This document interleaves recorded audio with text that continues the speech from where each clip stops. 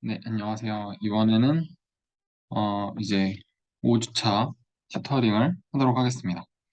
일단 저번 슬라이드 마지막이 저기 요 스토캐스틱 도미넌스라는 개념에 관한 건데, 이 개념은 지금 저번에 저한테 CRS 뭐 이런 거 물어보시는 거 보니까 이미 진도가 다 나가신 것 같은데, 여기는 사실 저도 수업에서 안 배운 내용이거든요. 그래서 이 부분은 지금 당장 제가 튜터링을 하기는 어려울 것 같고, 제가 알기로는 제가 지금 듣고 있는 수업에서 이 스토캐스틱 도미넌스를 좀 더 깊게 다루는 수업을 제가 듣고 있어서 나중에 이제 이 부분은 좀 빼놓고 중간중간 물론 뭐 궁금한 거나 좀 이해 안 되는 게 있으시면 질문을 하시면 제가 열심히 찾아보고 답변을 해드리도록 하겠습니다.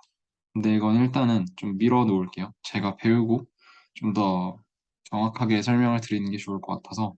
그리고 이게 슬라이드도 7슬라이드밖에 안 되고 뭐 그렇게 깊게 다루는 내용도 아니기 때문에 거의 보니까 뭐 정의, 뭐 정리 뭐 이런 것들이더라고요. 그래서 좀 제가 배우고 나중에 가볍게 다루도록 하겠습니다. 어차피 그 강의계획서 보니까 중간고사를 안 보시는 것 같아서 이 부분은 일단은 빼놓고 지금은 생산자 이론을 먼저 하도록 할게요. 네. 그래서 지금까지 뭘 한 거냐면 지금 보니까 슬라이드가 이렇게 4개인데 첫 번째 우리가 유틸리티 요거를 배우고 뭐 소비자의 선호 관계랑 이 사람이 어떻게 선택을 하고 뭐 효용 극대화하고 이런 걸 배웠고 이 다음 expected utility에서는 그 불확실성 하에서 우리가 어떤 행동을 해야 내 효용이 극대화될까? 정확히 말하면 어떻게 해야 내 기대 효용이 극대화될까 하는 그런 소비자 선택에 관한 문제를 이 2개의 PPT를 통해서 공부를 했습니다. 그래서 첫 번째는 확실성 하에서의 선택에 대한 문제였고, 두 번째는 불확실성 하에서의 선택 문제였던 거죠. 그럼 이제 세 번째는 뭘 할 거냐? 제가 맨 처음에 첫 시간에도 얘기를 했지만, 소비자 이론에서 우리가 마지막으로 뭘 도출을 했냐면 수요 법칙이라는 걸 도출을 했죠. Law of Demand라는 걸. 그래서 우하향하는 수요 곡선이 나온다. 뭐 이런 얘기를 했고 이제 뭘 할 거냐면 반대로 공급 곡선은 그러면 어떻게 도출이 되느냐 하는 거를 우리가 알기 위해서 여기 있는 Producer Theory, 그러니까 생산자 이론이라는 걸 공부를 할 겁니다. 그러면 그 다음에 뭐 하냐? 수요랑 공급이 다 있으면 걔네들이 만나는 점에서 균형이다. 그 부분은 엄청 많이 들여보셨잖아요.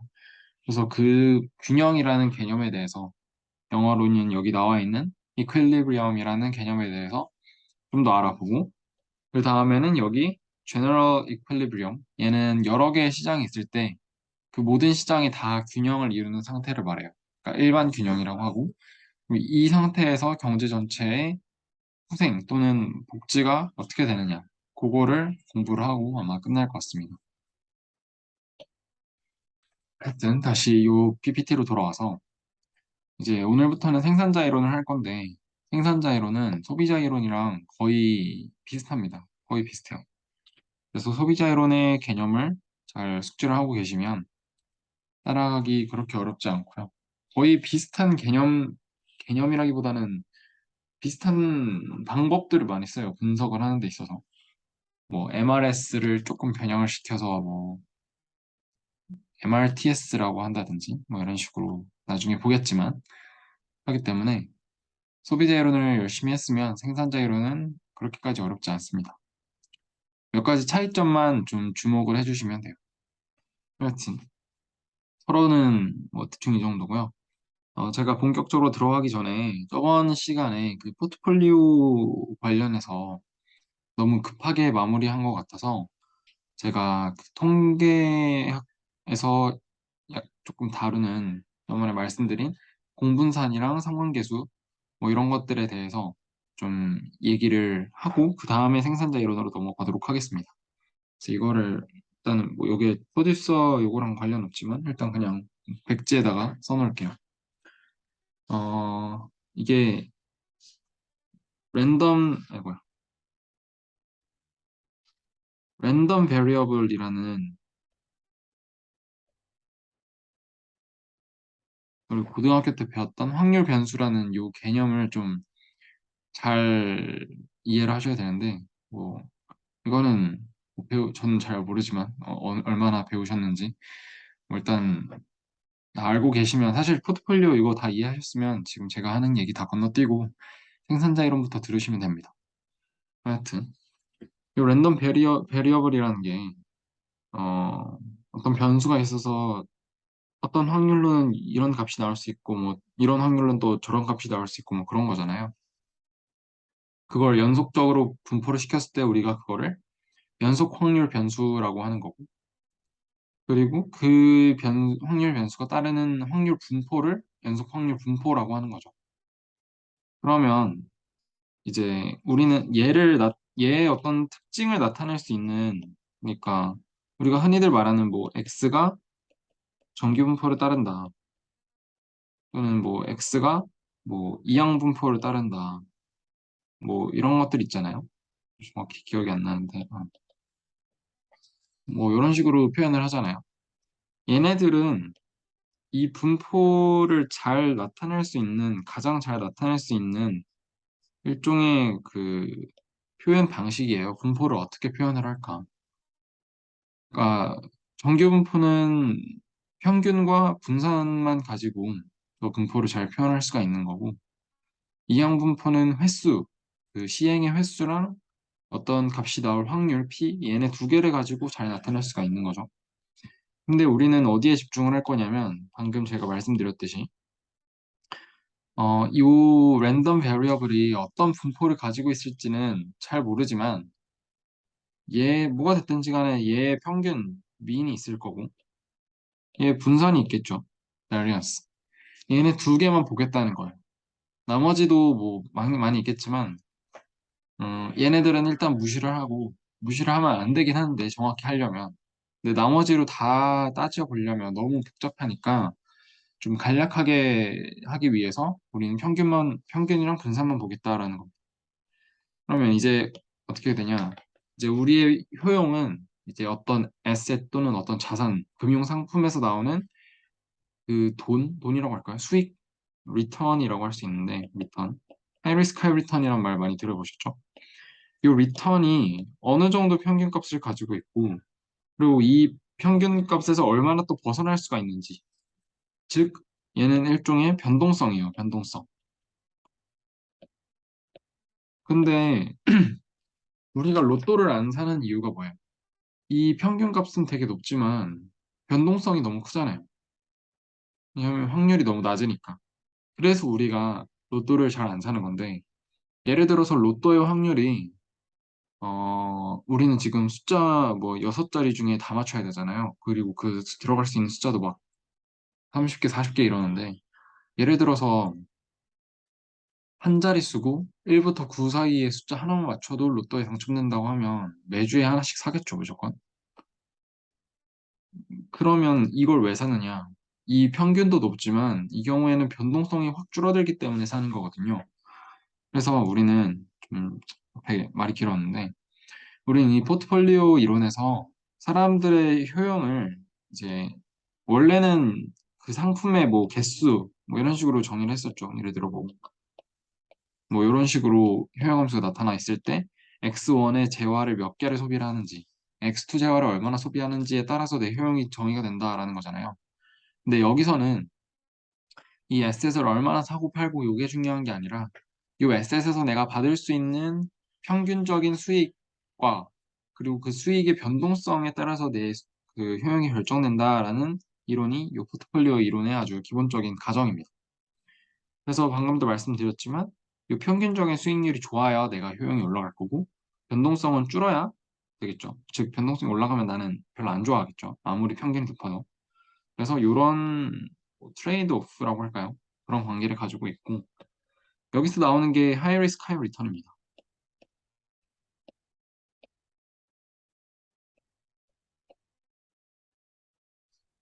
뭐 이건 당연한 거죠. 당연한 건데 이거를 좀 수식으로 표현을 하기 위한 게 바로 요 내용이. 하여튼 이거는 뭐 이제 인트로덕션이었고요. 우리는 이 세상에 딱 두 가지 자산만 있다고 가정을 하는 거예요. 무위험 자산과 위험 자산, 리스크 프리 에셋과 또는 리스크 레스 뭐라고도 하는데 뭐 이건 같은 뜻이니까 뭐 이런 에셋이 있고 리스키 에셋이 있다는 거예요. 근데 리스크 프리 에셋의 가장 큰 특징은 뭐냐? 이거예요. 변동성이 아예 없습니다. 무조건 뮤 F라는 수익을 보장받을 수 있는 애예요. 얘는.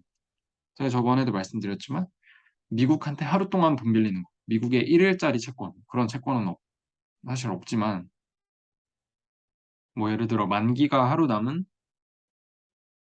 미국의 국채, 미국 국가에서 발행하는 채권 뭐 그러니까 쉽게 생각해서 미국한테 하루 동안 돈 빌리고 이자 조금 얹어줄게 했을 때 그 이자율이 요 뮤 F입니다.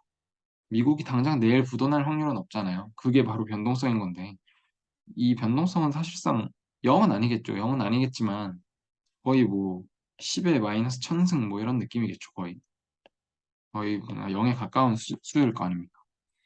그래서 하여튼 리스크 프리 에셋은 평균적으로 뮤 F. 이 F는 뭐냐면 이 free의 약자예요. 그래서 이 RF라는 게 랜덤 베리어블이고 이, 이 뮤 F가 이게 될 거고요. 얘는 이게 되겠죠. 그래서 사실 얘는 랜덤 베리어블이긴 한데 변동성이 아예 없기 때문에 확률이란 개념이 전혀 안 들어가 있죠. 즉 1의 확률로 뮤F라는 수익을 얻을 수 있는 그런 랜덤 베리어블이라는 거예요. 그래서 얘는 뭐 랜덤 베리어블이긴 한데 또 랜덤이라고 하기엔 좀 애매한 뭐 그런 애입니다.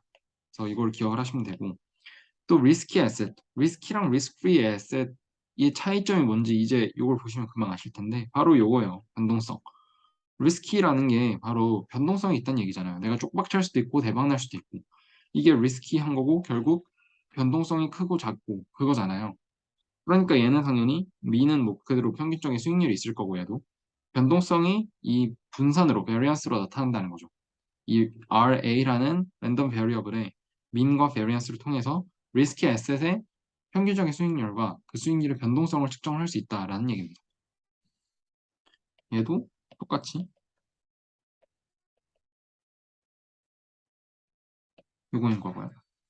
자, 그러면 우린 이제 뭘 하고 싶냐면 어떤 사람은 무위험 자산에만 투자하고 싶은 사람도 있을 수 있고 어떤 사람은 위험 자산에만 투자하고 싶은 사람이 있을 수도 있는데 대부분의 사람은 그 중간 어딘가에서 선택을 하겠죠.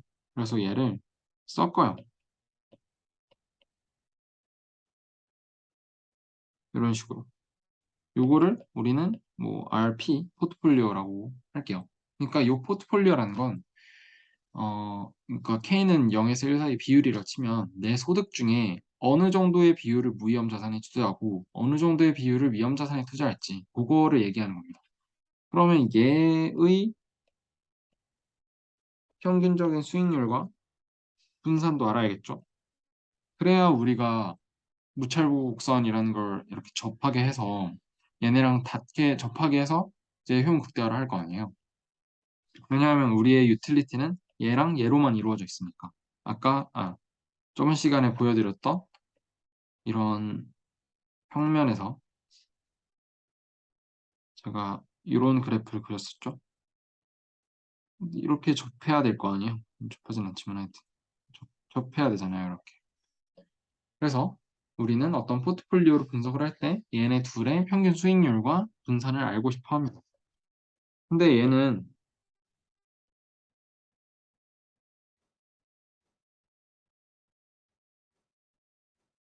이렇게 되잖아요. 근데 기대값은 이게 뭐 아시겠지만 상수는 그냥 바깥으로 뺄 수가 있죠. 그리고 덧셈에 대해서 그냥 분리가 되기 때문에 그냥 그대로 이렇게 쓸 수가 있습니다.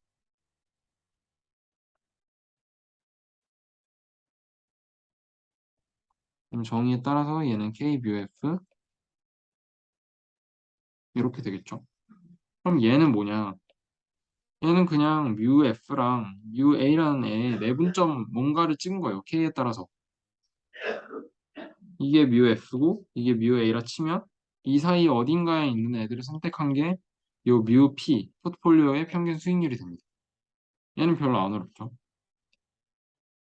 근데 얘가 조금 까다로웠죠. 제가 저번에도 공분산이라는 개념 때문에 이거를 좀 대충 하고 넘어갔었는데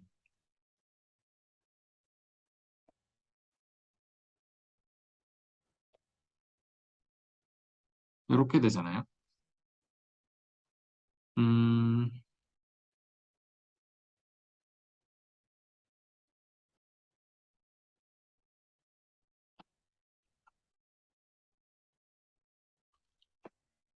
여기서 제가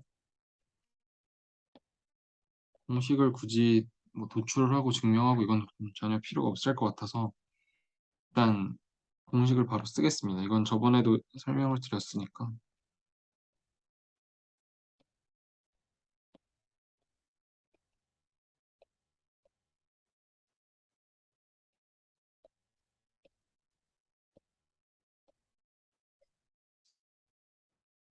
근데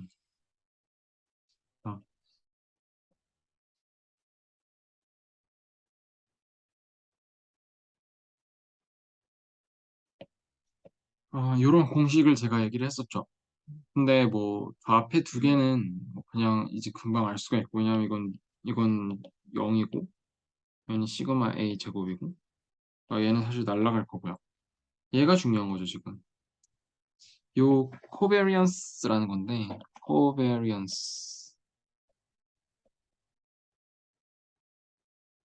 공분선인 애는 어떻게 정의가 되냐면 x랑 y라는 랜덤 베리어블이 있을 때 얘네 둘의 그 공분사는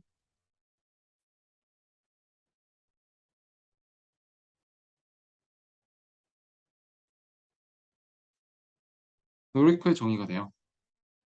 그러니까 이게 무슨 소리냐면 어 x가 예를 들어 그러니까 결론만 놓고 보면 x가 평균에서 많이 떨어졌을 때 y도 평균에서 많이 떨어져 있다면 그 기대값은 되게 커지겠죠. 근데 반면에 x가 평균에서 많이 떨어져 있는데 y는 평균에 거의 가까워요. 그럼 얘가 아무리 커도 이 공분산이라는 값은 좀 작아지겠죠. 그 말은 무슨 말이냐? x가 이쪽으로 움직일 때 x가 예를 들어 이쪽으로 이만큼 움직일 때 y도 이만큼 움직이면 같이 많이 그러니까 따라가는 정도가 크면 공분산도 크단 소리고 따라가는 정도가 작으면 공분산은 작다는 소리예요. 즉, 이 말은 공분산이라는 건 x랑 y라는 두 랜덤 베리어블이 얼마나 상관관계를 가지고 있느냐, 얼마나 비슷한 방향으로 움직이느냐를 판단하는 척도로 작용을 합니다. 그래서 얘가 크면 클수록 이제 둘이 같은 방향으로 움직이고 얘가 작으면 작을수록 둘이 별 상관이 없다라고 할 수가 있고요. 그리고 반대로 아예 얘는 올라가는데 얘는 낮아질 수도 있잖아요. 예를 들어 얘가 플러스고 얘가 음수이면 x는 평균에서 더 크게 벗어나는데 y는 평균에서 더 작아진다는 거잖아요. 그건 아예 반대로 움직이는 거니까 그걸 보고 우리가 이제 음의 상관관계라고 말을 하는 겁니다. 그리고 한 가지 더 얘기를 드리자면 근데 공분산도 한계가 있어요. 왜냐하면 x가 뭐 예를 들어 평균이 1000이고 분산도 막 100이에요. y는 평균이 1이고 분산이 뭐 0.1이에요. 그러면 얘네 둘이 관계가 없어도 얘가 조금이라도 크게 움직이면 공분산이 확 커지잖아요. 그럼 얘네 둘이 상관관계가, 상관관계가 큰지 작은지를 알 수가 없단 말이에요. 숫자만 놓고 봐서는 비교를 해봐야 되는 거지. 그거를 이제 숫자만 보고도 알 수 있게 정교화를 시킵니다. 정교화. 그래서 그걸 우리가 상관계수라고 하는 거예요.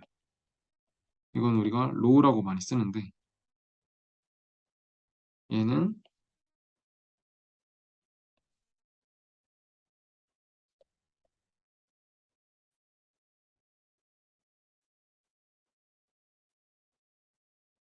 이렇게 정의가 됩니다. 그래서 얘는 공분산 정교화시킨 애라고 생각하시면 되고, 하여튼 얘는 뭐 중요한 게 아니니까.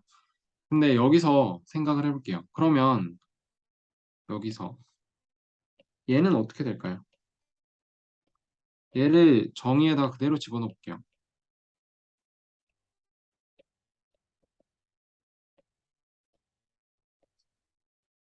이렇게 되잖아요. 근데 앞에 지금 expectation이 붙어 있죠. expectation이 붙어 있다는 얘기는 어, 얘가 이 랜덤 베리어블에 대해서 기대값, 즉 평균을 씌우겠다라는 소린데 우리가 지금 위에서 어떻게 가정을 했느냐면 리스크 프리 에셋은 이게 둘이 똑같고 변동성이 아예 없어요. 그러면 이 RF가 사실은 그냥 뮤 F랑 같은 거죠. 상수인 거죠. 왜냐하면 확률 100%로 뮤 F라는 값을 가질 수 있는 확률 변수라고 한다면 그거는 그냥 뮤 F나 다를 바가 없잖아요. 그래서 간단히 생각을 해서 이걸 식을 뭐 전개해서 할 수도 있지만 간단히 생각을 해서 이건 그냥 뮤 F 빼기 뮤 F가 돼버린다는 거죠. 그래서 0인 거예요.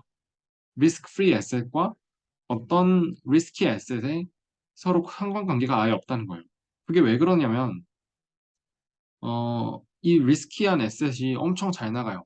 삼성전자 주식이 폭등을 했는데 그렇다고 해서 미국한테 내일 내가 돌려받을 이자율이 삼성이 저렇게 폭등한다고 해서 같이 오를까요? 딱히 그러지 않죠. 뭐 시장이 많이 좋아지면 뭐 돈을 조금 더 받을 수도 있겠지만 그럴 가능성이 거의 없죠. 아예 상관없는 애들이죠.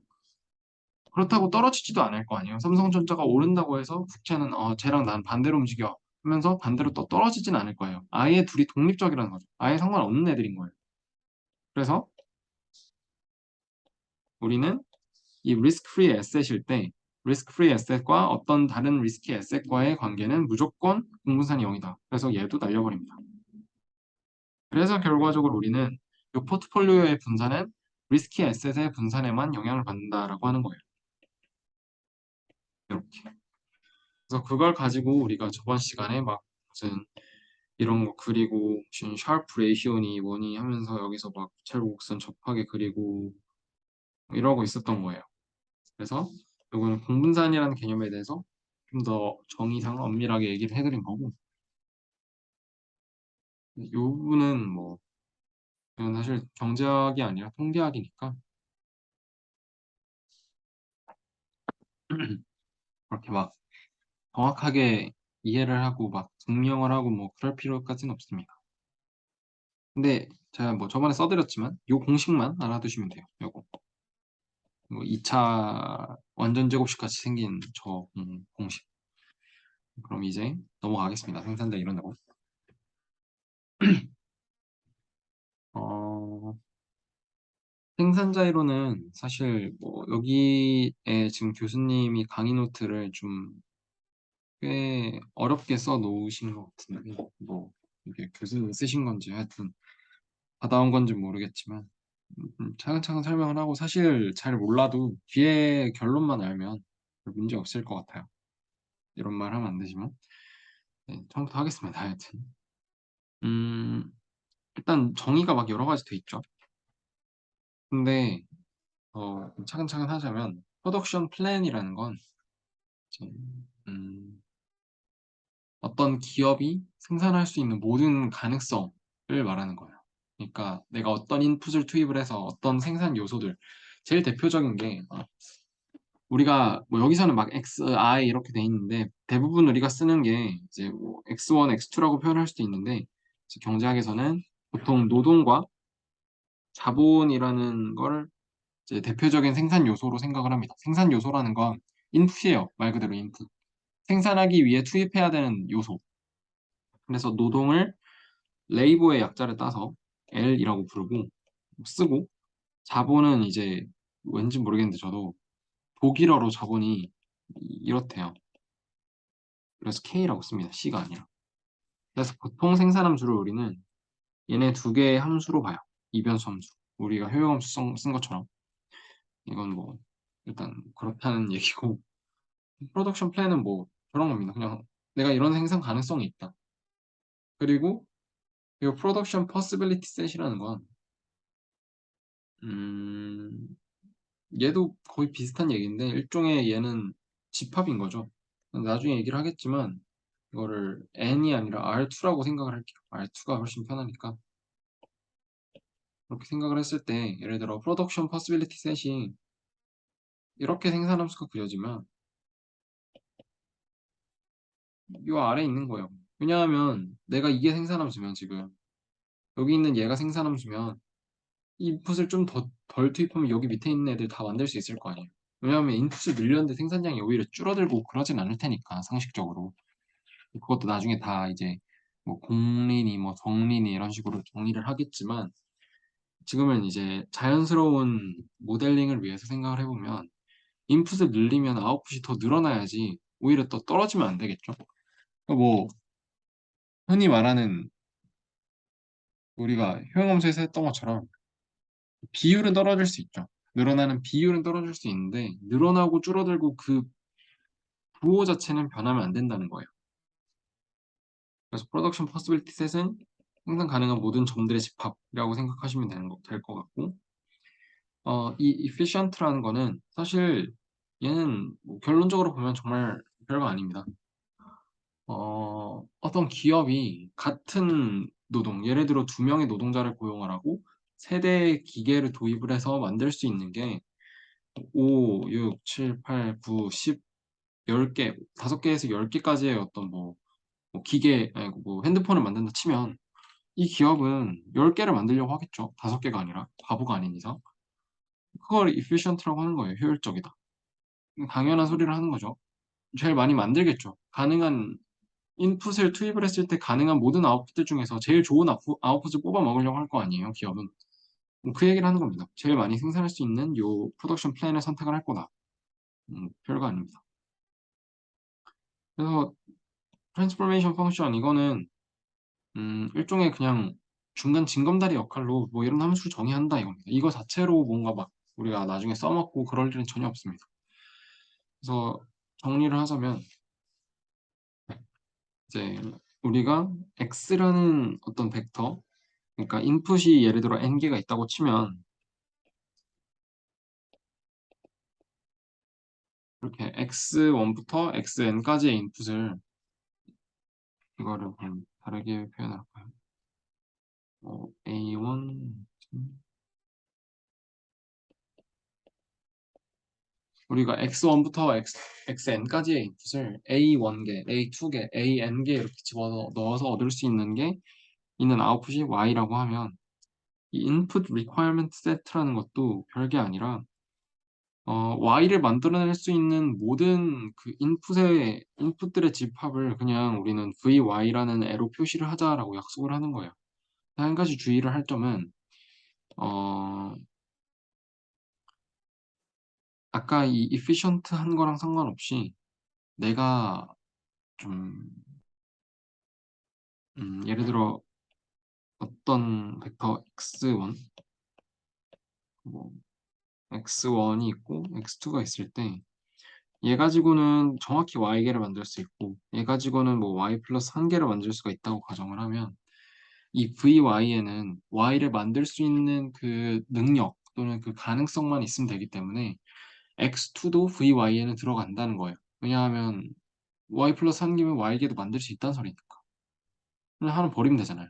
하나 버리든가 아니면 뭐 인풋을 덜 투입하든가 그러면 x2가 달라지니까 안 되겠지만 하여튼 뭐 그 상품을 그냥 빼고 아예 없애버리고 그냥 생각을 할 수도 있겠죠. 쓰레기통에 버린다든지.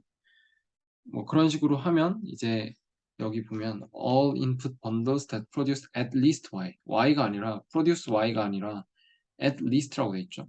그러니까 y개 이상도 상관없다 이거예요. 근데 이제 여기서 isoquant라는 걸 정의를 하는데 얘를 우리나라 말로 하면 뭐냐면 얘는 등량 곡선이라고 해요. 그러니까 어떻게 보면 우리나라 말이 더 나을 때도 있죠. 아이소퀀트라는 거는 즉 등량 곡선이라는 건 말 그대로 등이 같을 등, 양은 우리가 양 할 때 그 양이 많다 할 때 그 양, 곡선은 곡선. 그래서 같은 양을 만들어낼 수 있는 곡선을 뜻합니다. 얘는 우리가 소비자의 이론에서 했던 무차별 곡선이랑 완전 똑같죠. 무차별 곡선은 어떤 같은 수준의 효용을 얻을 수 있는 그 곡선을 말하는 거잖아요. 즉 효용 수준이 뭐 예를 들어 10인 또는 15인 그런 곡선 그런 점들을 모아놨을 때 그런 컨섬션 번들들을 모아놨을 때 그게 무차별 곡선이었다면 지금은 이 VY에서 Y 플러스 1개, Y 플러스 2개 다 필요 없고 정확히 Y개를 만들 수 있는 그런 인풋 번들들의 집합이 바로 아이소퀀트, 등량 곡선이 된다는 거예요.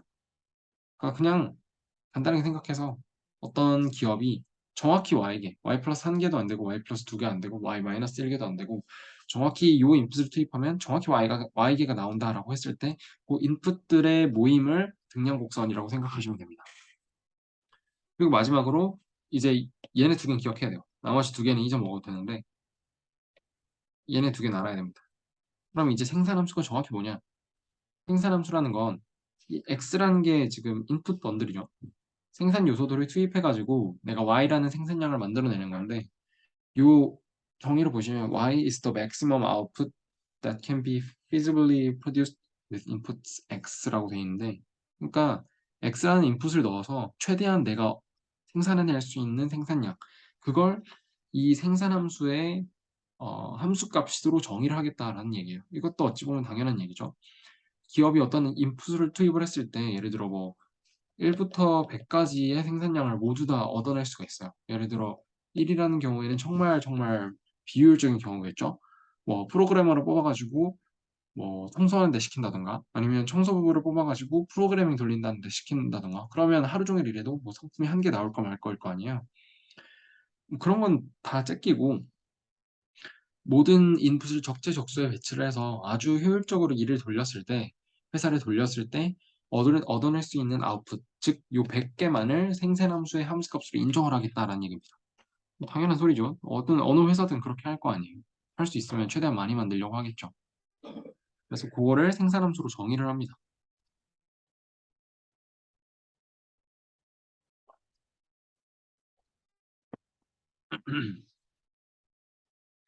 어, 이 생산자 이론 또는 생산함수, 뭐 생산 집합, 프로덕션 셋이라고 되어 있는데 저기도 일종의 공리 비스무리한 것들이 있어요. 그러니까 저기 보면 이제 모노토니스티니, 뭐 컨벡시티니, 뭐 레귤러리티 저거는 뭐 저도 처음 보는 건데 이거는 뭐 외울 것도 없고 그냥 어떻게 하면 우리가 생각하기에 정말 정말 당연한 것들을 이 이론에 녹여내려면 어떤 가정들이 필요하고 어떤 뭐 공리 체계가 필요할까 그거를 학자들이 고민해서 그냥 넣어놓은 거라고 생각하시면 됩니다. 그래서 모노토니스티를 보시면 어, 그러니까 지금 x 프라임이 x보다 더 클 때, 그러니까 벡터끼리 대소관계 비교할 때는 그거죠. 그러니까 뭐 xi가 xj보다 클 때죠. 이런 식으로 할 때, 얘가 지금 x 프라임의 구성 요소들, 얘는 x의 구성 요소들, 얘가 뭐 x 하여튼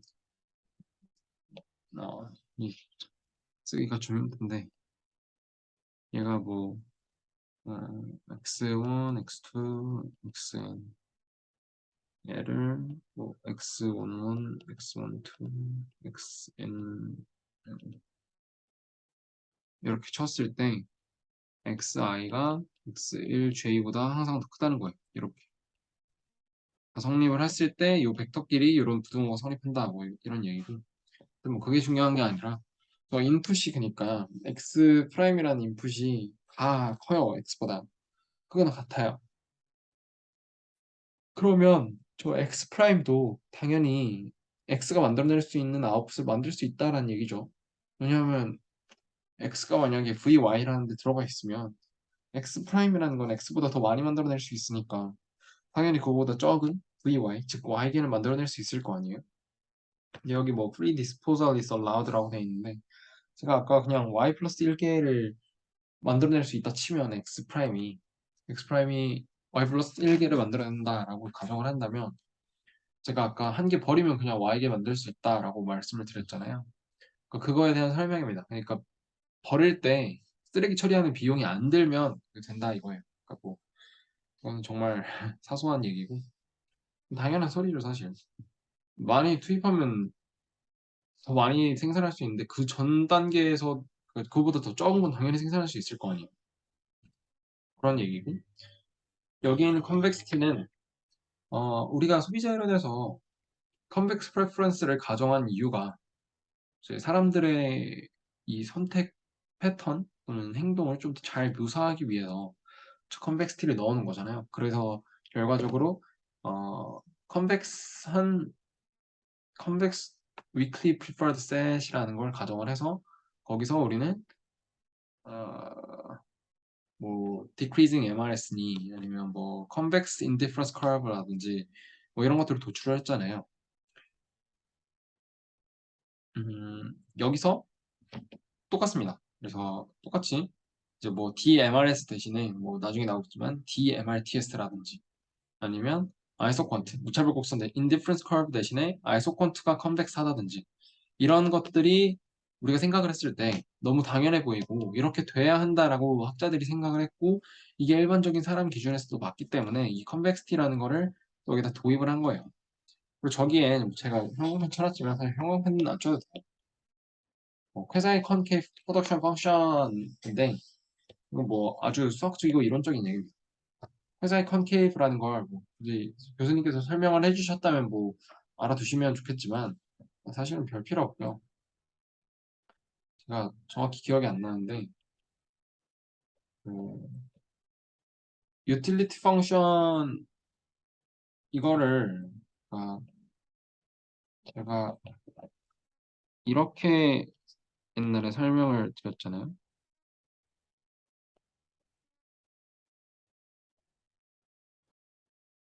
그러니까 컨벡스 프레퍼런스를 가지면 컨벡스한 인디퍼런스 커브가 나온다라고 했는데 사실 이 인디퍼런스 커브가 뭐냐면 효용함수를 값을 고정해 놨을 때 그거를 그냥 그려 놓은 거잖아요. 그게 컨벡스하다는 얘기인데 그게 또 무슨 소리냐면 이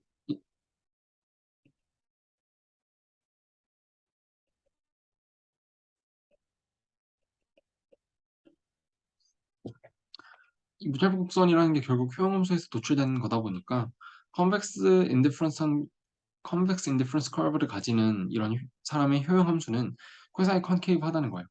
이게 이건 맞는데 이게 제가 잘 기억이 안 납니다. 무조건 성립을 하는 명제였는지 아니면 특정한 조건 하에서 성립을 하는 건지 애매한데 하여튼 대충 이런 관계라고 생각하시면 돼요. 엄밀하게는 뭐 저도 찾아봐야 알겠지만 대충 저게 들어맞아요.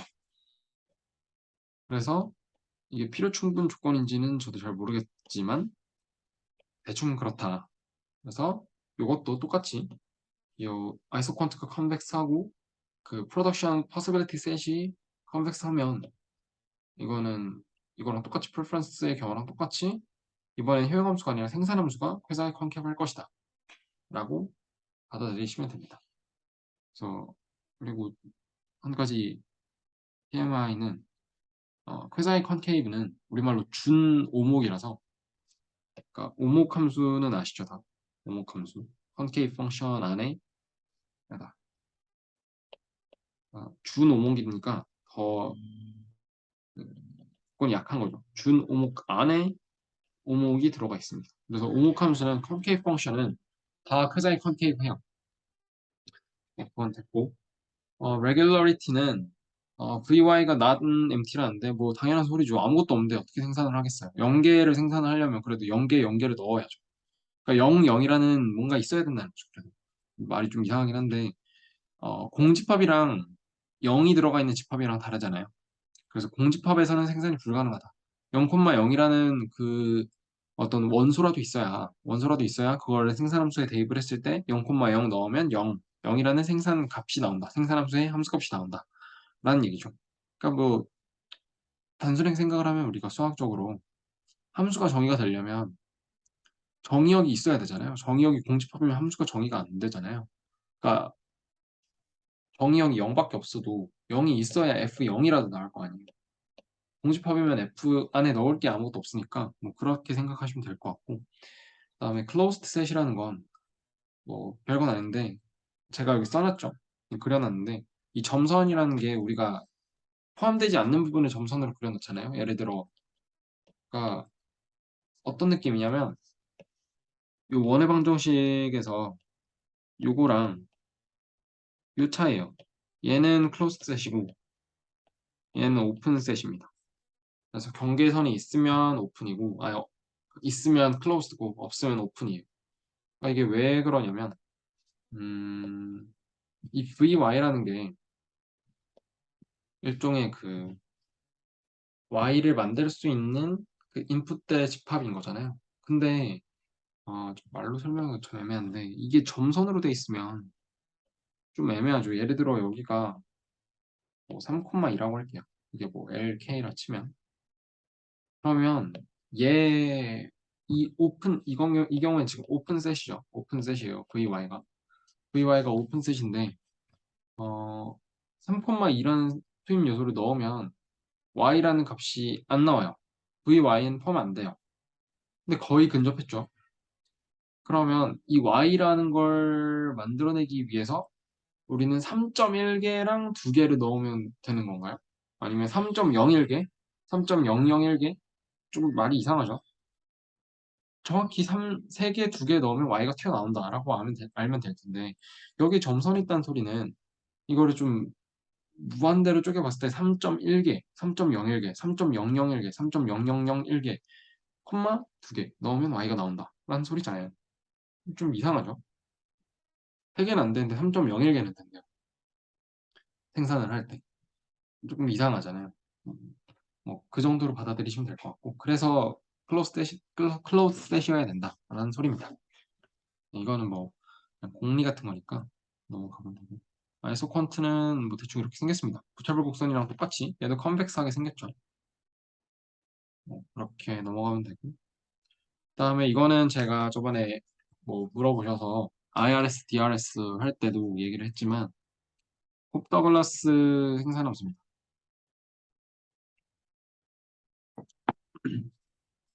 얘는 뭐 제가 얘기를 했지만 그러니까 여기에는 지금 교수님께서는 요 경우 그러니까 둘이 더 지수끼리 더해서 1 나오는 경우를 계속 예시로 가져오시는데 사실 그러지 않은 경우도 의미가 있습니다. 제가 뭐 얘기를 해드렸겠지만 그래서 뭐 콥다발라스라는 함수가 생산함수의 가장 대표적인 형태로 많이 사용이 되고요. 그 다음에 얘가 이제 Technical Rate of Substitution 그러니까 뭐 얘는 이름이 여러 가지가 있어요.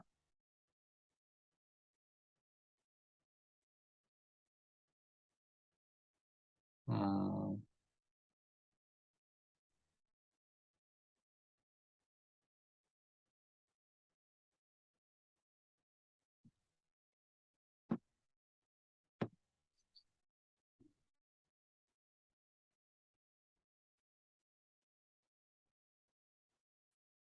얘는 우리나라 말로는 한계 기술 대체율이라고 해요.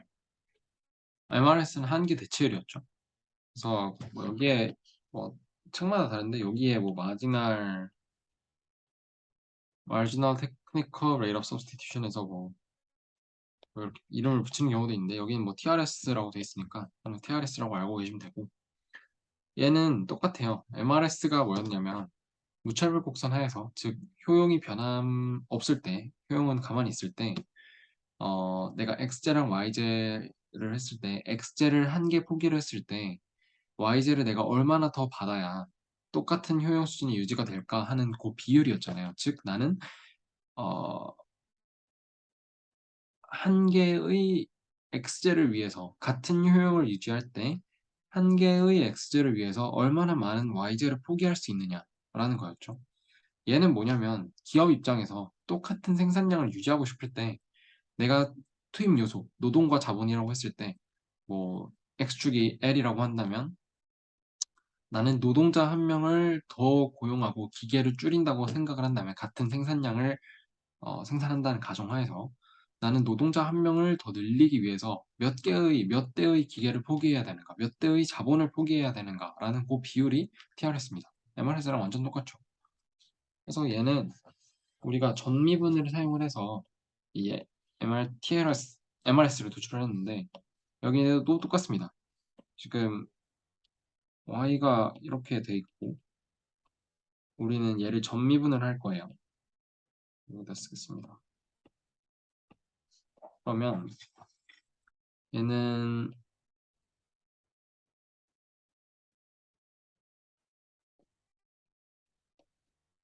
이렇게 나오겠죠. 근데 얘가 0이에요. 지금. 그러면 우리가 뭐 했냐면 여기서 얘는 MU1이었고 얘가 MU2였죠. 근데 뭐 이번에는 뭐 이번엔 말이 달라요. marginal utility가 아니라 생산함수잖아요. marginal production입니다. marginal production. 그래서 MP라고도 해요. 뭐 여기는 그렇게 말을 안 했는데 뭐 그냥 용어니까. 그리고 뭐 그렇게 어렵지 않은 용어잖아요. marginal utility는 marginal production이나 뭐 거기서 거기죠. 그래서 어 무차별곡선의 기울기라는 건 dx2, dx1이었잖아요. 즉 x축이 x1, y축이 x2라고 했을 때 dy dx처럼 기울기를 구하려면 dx2, dx1이었잖아요. 얘가 지금 dy가 0이니까 dx2, dx1이라는 이 무차별곡선의 기울기, 그 등량곡선의 기울기라는 건 여기 밑에도 나와 있지만 이렇게 쓸 수가 있는 거죠. 얘는 뭐랑 똑같아요?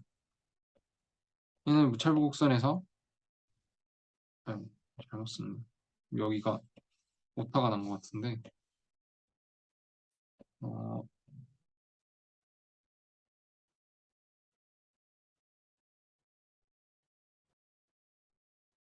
지금 이렇게 되는 게 맞나요?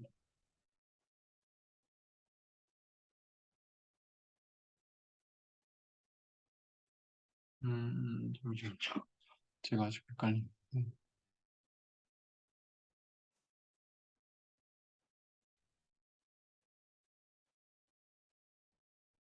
네, 이렇게 되는 게 맞는 것 같아요. 해보죠.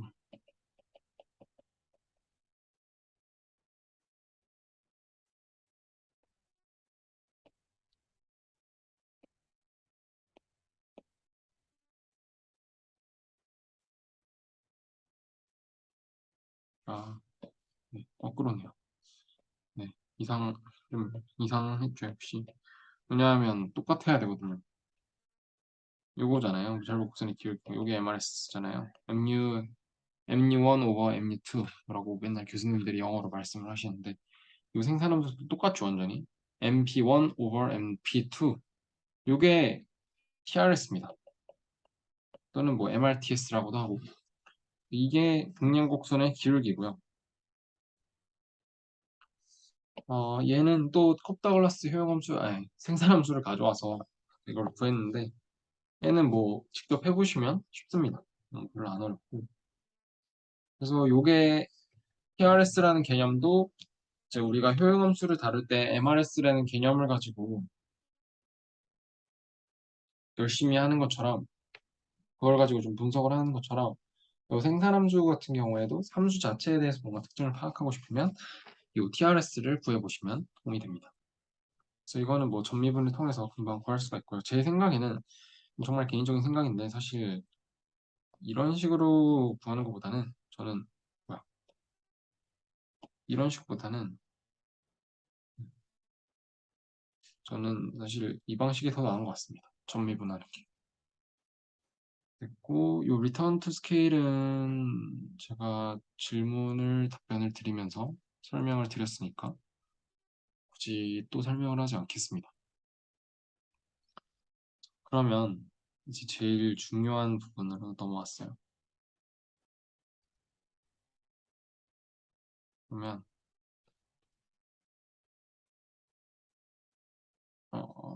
제가 물을 좀 마시고 5분 뒤에 다시 오겠습니다.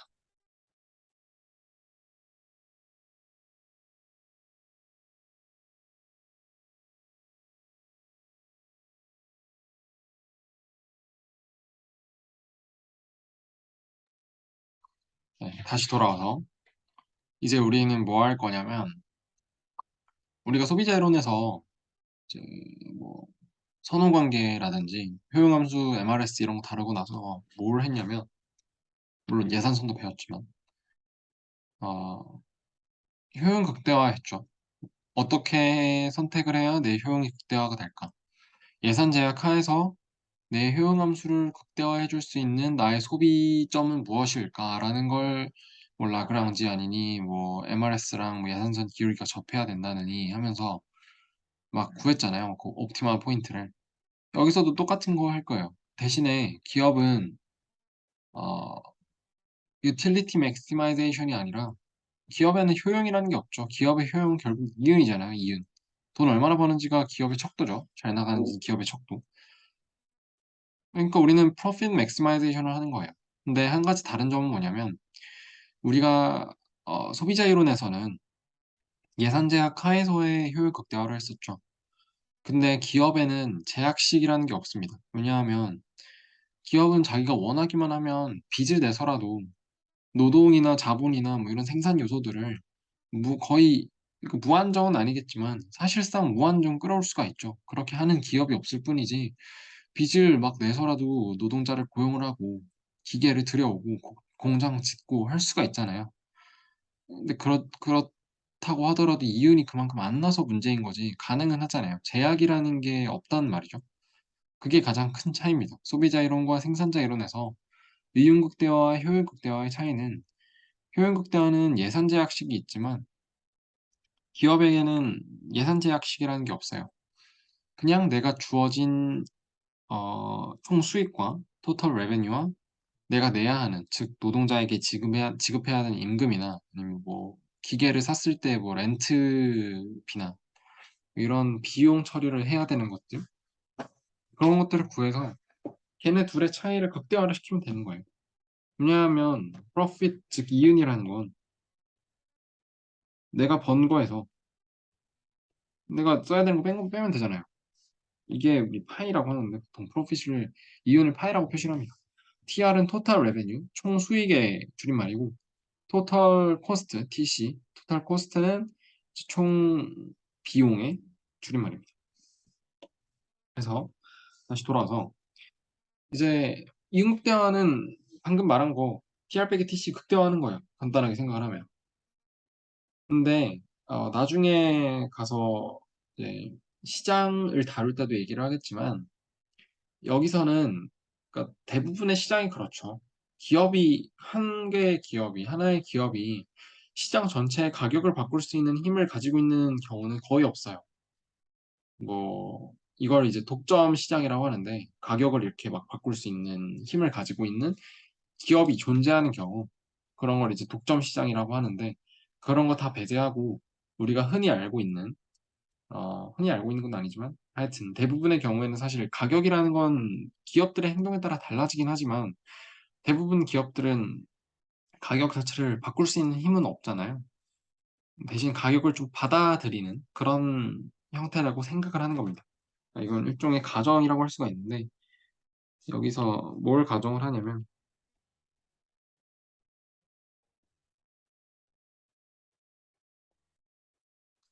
프라이스 테이커 즉 가격 수용자라는 걸 가정을 하는 거예요. 가격 수용자라는 건 어떤 기업이 가격을 설정하는 사람이 아니라 어떤 시장에서 결정이 된, 그러니까 수요랑 공급에 의해서 가격이 결정이 되잖아요.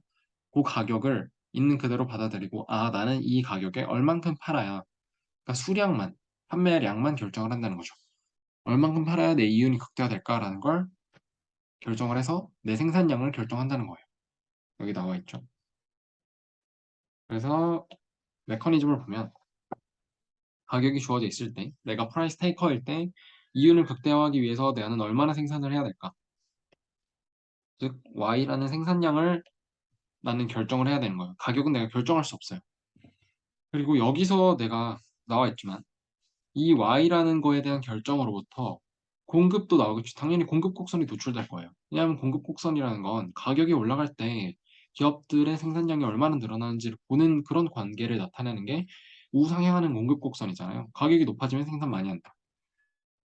이게 튀어나올 거고요. 이 프로핏 맥시마이제이션에서 하나는 이 생산량이 결정이 되면 당연히 생산을 하기 위해선 인풋이 들어가야 되잖아요. 노동이든 자본이든 뭐 다른 거든 생산 요소라는 게 필요한데 인풋이 필요한데 이 기업들이 그러면 생산 요소를 얼만큼 수요를 하게 될까?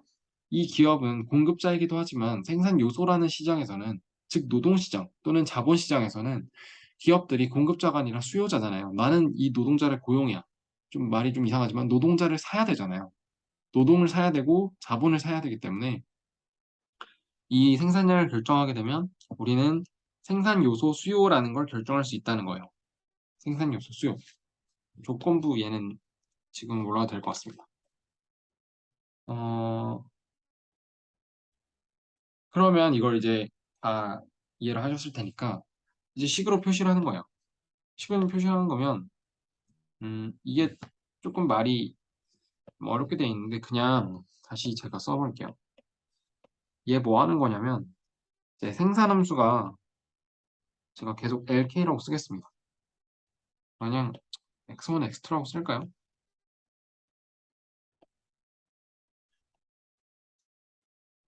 뭐 이렇게 있을 때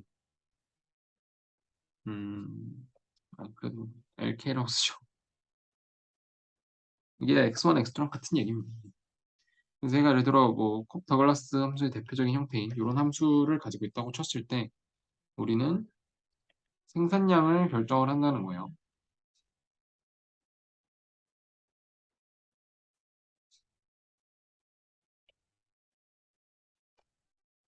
이건 이 얘기죠. 말 그대로.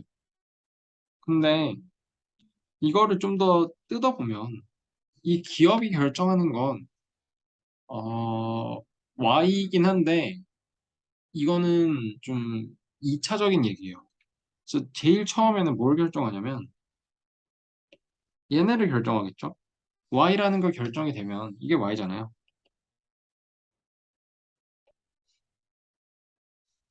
Y라는 게 결정이 되면 어, L이랑 K도 결정이 될 거 아니에요. 그래서 이거를 사실 두 가지 방식으로 할 수가 있는데, 그러니까 profit maximization이라는 게 컴퓨터에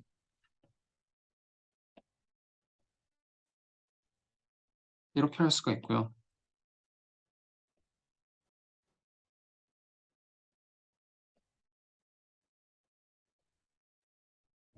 이런 경우가 있어요. 첫 번째는 말 그대로 그냥 바로 이응극대하는 거고, 두 번째는 방금 제가 이 Y를 결정하면 LK가 그대로 바로 튀어나온다라고 얘기해서 좀 이상했는데, 왜 이상했는지 따져보자면 Y가 10이라고 했을 때 이 10이라는 걸 만들어낼 수 있는 L과 K의 조합은 무한히 많죠. 왜냐하면 둘 다 변수니까. 그러니까 이거를 제곱을 하면 이런 관계를 만족하는 숫자는 다 되는 거잖아요. 그러면 기업은 이 중에서 뭘 선택을 할까요? L과 K를 중에서 뭘 선택을 하냐면 비용, 즉 요게 미니마이즈가 되는 비용이 제일 줄어드는 L과 K를 선택을 하겠죠. Y가 정해져 있다고 생각을 했을 때. 그게 코스트 민과 프로핏 맥스 요거 두 개를 분리해 놓은 과정이고요. 이거를 기업이 알아서 한다라고 생각을 하고 우리는 바로 아이고, 바로 L과 K를 맥시마이즈 하는 게 우리가 처음 배울 프로핏 맥시마이제이션입니다. 그래서 P 곱하기 이게 TR이고요. P 곱하기 Y니까 여기서 뭘 빼야 되느냐? 이걸 빼줘야 되는 거죠. 그리고 여기 W랑 R이 뭐냐면 얘는 wage의 줄임말이고요. R은 자본의 가격, 렌트의 줄임말입니다. 그래서 profit maximization을 바로 하는 이 경우에서는 우리는 이 식을 풀게 되는 거예요. 정확히 말하자면. 이 지금 식이 이렇게 벡터 표시로 돼 있어서 좀 애매한데 풀었으면 이렇게 됩니다. 이 변수 함수로 표현해 보자면 그럼 얘가 TC가 되겠죠. 여기 있는 이 부분. 그래서 여기는 뭐가 들어가 있는 거냐면 생산량을 결정하는 것뿐만 아니라 생산량을 결정하는 거에 앞서서 이 생산량을 만들어낼 수 있는 생산 요소들의 조합 가운데 비용을 가장 줄일 수 있는 L과 K를 선택하는 문제도 은연중에 여기 담고 있는 거예요. 왜냐하면 tr 빼기 tc라는 걸 극대화한다는 소리는 뭐 이윤 자체를 요 함수 자체를 극대화한다는 의미도 있겠지만 빼기 얘를 극대화하고 얘는 극소화한다는 의미도 담겨져 있잖아요. 이 자체를 극대화한다는 소리는 얘가 크고 얘가 줄어들어야 되잖아요. 그러니까 은연중에 이 토탈 코스트를 미니마이즈하는 즉 비용을 극소화하는 문제도 요 안에 담겨 있다는 거죠. 그래서 결론 다시 돌아와서 우리는 y가 아니라 l과 k를 가지고 얘네 요 식을 극대화를 했을 때 이 뭐야 이 기업이 얼마나 생산을 할지 또는 얼마나 고용을 하고 얼마나 자본을 살지를 이제 결정할 수가 있다는 얘기예요. 요 식 하나 가지고. 근데 뭐 여기 솔루션이 뭐 이 경우에 잘 존재한다라는 얘기고요. 이거는 별거 아니고. 그럼 여기서 당연히 L과 K가 주어지면 이거에 대한 결과값으로 L 스타랑 K 스타가 나올 거 아니에요. 그러면 요 L 스타를 여기다 대입을 하면 Y 값이 나올 거고요. 그다음에 팩터 디맨드 펑션이라는 건 뭐 나중에 보겠지만 요 L 스타랑 K 스타가 다른 이 W랑 R에 대한 함수로 나옵니다. 이거는 나중에 보시면 되고. 하여튼 여기서 기억해야 될 거는 프로핏 맥스랑 얘네 둘이 다르다는 거예요. 얘는 은연중에 이 코스트 민을 포함하고 있는데 사실 이거보다는 이게 훨씬 적용할 수 있는 범위가 넓습니다. 왜냐하면 프로핏 맥스라는 건 이 생산함수가 미분 가능해야 풀리는 문제거든요. 사실은 안 그러면 풀기가 어렵습니다. 왜냐하면 그래프로 표현하기가 어렵기 때문에 제약식이 없어서 그러니까 얘는 제약식 없는 극대화 문제라고 보시면 되고 얘는 일종의 제약식을 만들어서 넣는 그런 문제라고 생각하시면 좀 더 편할 것 같아요.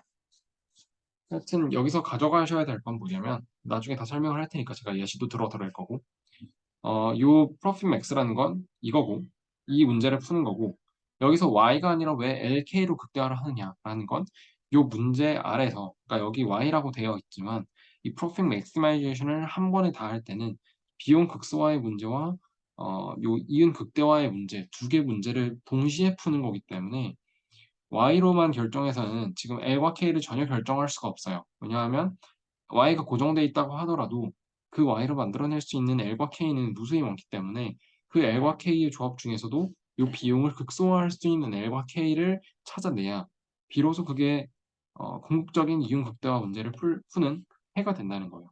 그래서 그걸 한 번에 풀기 위해서 y가 아니라 l과 k로 변수를 두고 이 문제를 풀게 되는 겁니다. 그렇고요. 자, 여기 보시면 제가 방금 얘기한 똑같은 얘기가 나와 있죠. P 곱하기 LK 마이너스 WL 더하기 RK 이거를 그냥 N개의 변수로 확장한 게 이 식이고요. 저거 그냥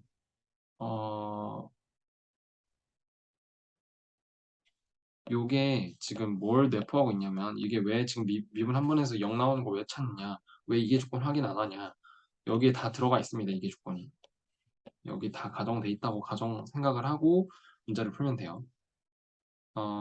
그래서 그거 그냥 0 되는 곱 찾아서 쭉쭉쭉 풀면은 답이 나옵니다. 끝이에요. 근데 여기 써놨지만 there is no multiplier이라고 돼 있죠. 대약식이 없어요.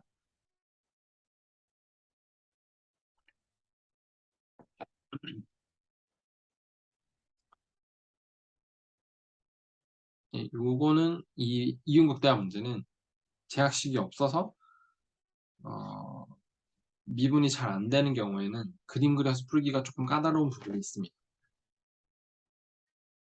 그리고 이걸 쭉쭉 하면은 이제 프라이스가 이렇게 설정이 된다라고 나와 있는데 사실 이거는 마지널 코스트 프라이싱이라는 게좀 갑자기 이게 왜 나왔는지 잘 모르겠는데 음, 이거는 혹시 이거는 제가 PPT만 봐서는 이게 어떤 맥락에서 나온 건지 잘 모르겠어서 혹시 이거는 뭐 교수님께서 충분히 설명을 해주셨으면 제가 굳이 설명을 안 해도 될 것 같고 그게 아니라 좀 의문이 생겼다 싶으시면 따로 질문을 주시면 제가 도와드리도록 하겠습니다. 사실 그리고 저거보다 제가 준비를 한 건 이제 예시예요, 예시. 예시인데 여기서 이제 장기랑 단기를 나누는지 안 나누는지 모르겠지만 이제 나눠 보겠습니다. 어, 제가 이제 예시를 하나 들어볼 거예요. 근데 음, 이게 깊게 들어가면 뭐 어려우니까 그건 생략을 하고 지금 요 두 가지 방법이 있다고 했잖아요. 근데 왜 굳이 이거 안 하고 왜 이렇게 하느냐라는 의문이 생길 수가 있는데 이거를 바로 적용하기가 어려운 경우가 많습니다. 그래서 이거는 결론은 그래요. 그래서 이거보다는 이거를 훨씬 많이 쓰는 방법이다라고 생각하시면 될 것 같고 그러면 제가 이거는 되는 경우예요. 되는 경우. 그래서 되는 경우로 제가 한번 예시를 준비를 해봤고 제가 여기 long run profit maximization이라고 돼 있는데 long run, short run이 장기 단기거든요. 장기 단기의 차이점이 뭐냐면 장기는 모든 생산 요소가 가변적인 거예요. 변할 수가 있어요. 그러니까 나는 노동자도 원하는 만큼 고용할 수 있고 자본도 원하는 만큼 이제 사들일 수가 있죠. 근데 단기에는 예를 들어 노동자는 마음대로 고용하고 자를 수가 있겠지만 공장 같은 거는 하루 만에 짓고 허물고가 안 되잖아요. 그래서 단기적으로는 자본이 고정되어 있다라고 생각을 하고 얘는 변수가 아니라 상수로 취급하는 거예요. K바라고 해서. 그러면 제가 일단 요 한 번에 프로핏 맥시마이제이션 하는 경우를 이제 한번 예시로 들어보겠습니다. 자, 그러면 이거를 굳이 예시를 들 필요는 없을 것 같긴 한데 하여튼 이제 우리가 이런 생산함수를 가지고 있다고 가정을 할게요. 이런 생산함수예요. 그러면 우리의 문제는 뭐가 되느냐? 우리가 풀어야 되는 문제는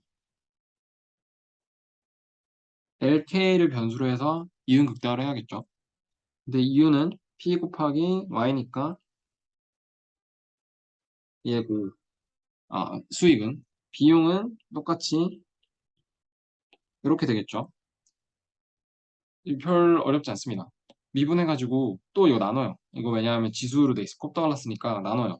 나누면 이런 아주 예쁜 식이 나옵니다. 이거 그냥 L이랑 K가 지금 변수잖아요.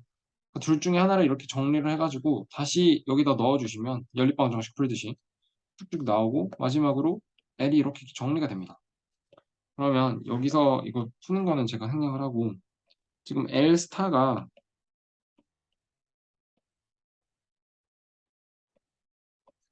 이런 식으로 정리가 됐죠. 얘는 어떻게 볼 수가 있냐면 L 스타를 일종의 W과 R, P의 함수로 볼 수가 있어요. 얘네 세 가지는 지금 기업이 정할 수가 없는 거죠. 다 지금 내가 테이크하는, 즉 나는 수용하는 입장인 거예요. 요 웨이지, 그 임금도 정해져 있을 거고, 렌트도 정해져 있을 거고, 상품의 가격도 정해져 있는 거죠. 내가 어떻게 손댈 수 있는 여지가 없죠. 이것들을 뭐라고 하느냐? 얘네들은 우리가 밖에서 이미 정해져서 받아들인다고 해서 이 WRP를 외생 변수라고 합니다. 그리고 L과 K를 우리가 이 모형 안에서 이윤 극대화나 효용 극대화를 통해서 정할 수 있는 변수라고 해서 내생 변수라고 합니다. 안에서 생겼다는 거죠. 이 같은 방식으로 K스타를 구할 수가 있어요. 그리고 얘네 두 개가 이것도 똑같이 이런 식으로 함수로 나오는데 얘네 두 개를 뭐라 그러냐면 단기 생산 요소 수요 함수라고 합니다. 장기는 뭐 장기니까 당연히 장기고 생산 요소는 L과 K가 생산 요소인 거고요. 그다음에 이 수요 함수라는 말은 어, 이런 것들이 주어졌을 때 내가 이윤극대화를 위해서 노동을 얼마나 고용하고 자본을 얼마나 투입할 것인지 기업 입장에서는 걔네를 수요하는 거죠. L과 K를. 그래서 수요 함수입니다. 그런 거였고. 자, 그러면 지금까지는 장기였는데 이제는 단기로 넘어가 볼게요. 단기는 식이 어떻게 변하느냐면 제가 지금 K를 상수로 고정해 놨잖아요. 그러니까 이제는 변수가 하나밖에 안 남았죠. 그러니까 노동만 변화시키면 되는 거예요. 노동만.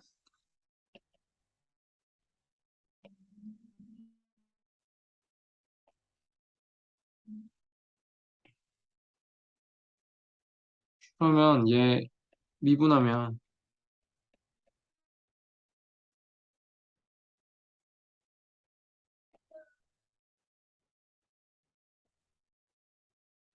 그러면 우리는 L에 대한 함수만 찾으면 되죠.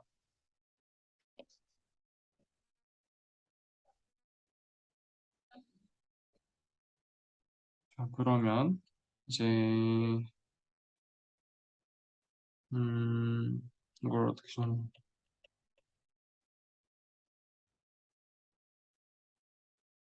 얘는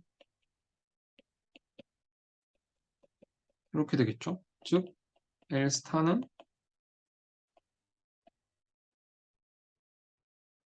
이렇게 되죠.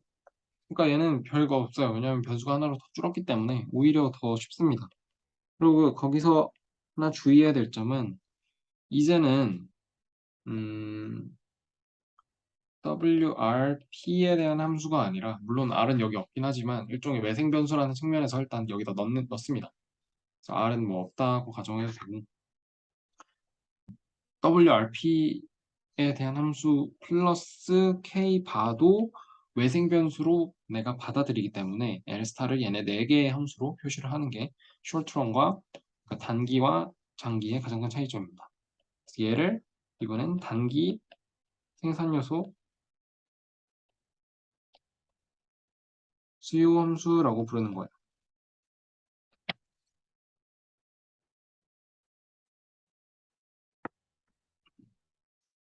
한 번에 이윤극대화를 하려면 이런 방식을 이용을 합니다. 근데 제가 말씀드렸지만 한계가 좀 있어요. 첫 번째로 이 생산함수가 미분 가능한가? 계속 말씀드렸지만 미분이 불가능하면 좀 찾기 어렵습니다. 그림. 그리고 제가 뭐 저번에도 뭐 인테리어 솔루션이니 코너 솔루션이니 이런 식으로 막 얘기를 했었는데 이걸 한 번에 풀려면 뭐 여러 가지 경우의 수들을 좀 고려를 해줘야 돼요. 그래서 뭐 이런 것들도 있고 그다음에 사실 가장 큰 문제점은 뭐냐면 이 장기적으로 이윤을 극대화할 수 있는 이런 한 방에 이제 이윤 극대화할 수 있는 이런 식으로 풀었을 때 이런 장기 생산 요소 수요 함수가 과연 존재하느냐 여기 existence라고 돼 있는데 어, 사실 제가 여기도 나와 있기 때문에 제가 말씀을 드리지만 결론적으로 CRS 지금 아까 3분의 1, 3분의 1은 합치면 1은 안 되니까 얘 DRS잖아요. DRS의 경우에만 이 장기 생산 요소 수요 함수가 존재합니다. 존재 자체가. 그리고 CRS, 아이고, 여기 나와 있듯이 CRS나 IRS 같은 이런 생산 함수 같은 경우엔 아예 장기 생산 요소 수요 함수가 존재하지 못해요. 왜냐하면 장기이기 때문에. 그래서 뭐이 정도만 알고 가시면 되고. 그래서 이 이음극 대화를 바로 하는 방법은 좀 적용하기 까다로운 부분이 있고. 그래서 우리는 두 번째로 바로 프로핏 맥스만 하는 게 어려우니까 처음에는 이제 생산 요소를 우리 아까 그 프로핏 맥스에서 이거를 은연중에 포함하고 있다고 했잖아요. 요 풀이가. 근데 좀 애매하죠. 그러니까 이게 엄청 커지면 얘가 좀 덜 커도 되잖아요. 말이 이상할 수도 있지만. 그러니까 얘네 둘을 확실하게 분리하겠다 이거예요. 지금 얘 말은. 코스트 미니마이제이션을 통해서 어떤 생산량이 주어져 있을 때 기분 아웃풋, 즉 기분 Y에 대해서 내가 어떻게 어, 그 노동과 자본을 얼마나 투입을 해야 내 비용을 극소화할 수 있을까? 즉 주어진 생산량에 대한 생산 요소 수요 함수를 찾고 그걸 이용해서 어, 그러면 이제 당연히 비용 극소화된 그 비용으로 그 Y라는 생산량을 생산하려고 하겠죠. 그럼 우리는 프로핏 맥스를 LK 가지고 바로 미분을 하는 게 아니라 요 생산 요소 수요 함수를 요 코스트에다 집어넣고 Y를 가지고 직접 미분을 한다는 거예요. 방금은 Y 가지고 직접 미분 안 했잖아요. 이제는 Y 가지고 직접 미분하겠다는 소리입니다. 자, 그러면 맨 처음에는 이제 음, 코스트를 미니마이즈 해야겠죠. 미니마이즈 코스트. 이것도 제가 예시로 한번 들어보겠습니다. 일단 요 페이지부터 보시면 이제는 좀 바뀌었어요. 이젠 제약식이 생겼습니다. 왜냐하면 지금 임의의 Y를 생산해야 한다고 가정을 하는 거예요. Given level of output입니다. Y라는 아웃풋을 생산을 해야 되고 그 생산량이 고정돼 있을 때 L과 K를 어느 정도로 투입해야 비용을 극소화할 수 있을지를 지금 고민하는 거예요. 첫 번째 스텝으로. 그러면 요 말대로 지금 비용 함수를 미니마이즈 해야 되는 거죠.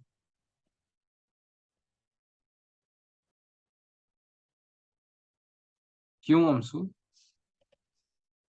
즉 LK라고 했을 때 이거를 해야 되는데 근데 여기 제약식이 있죠. 무슨 제약식이 있느냐? Y를 무조건 생산해야 돼요. 우리는.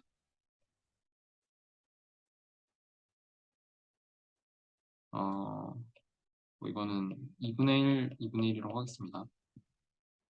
자, 요걸 풀어야 되는 거예요.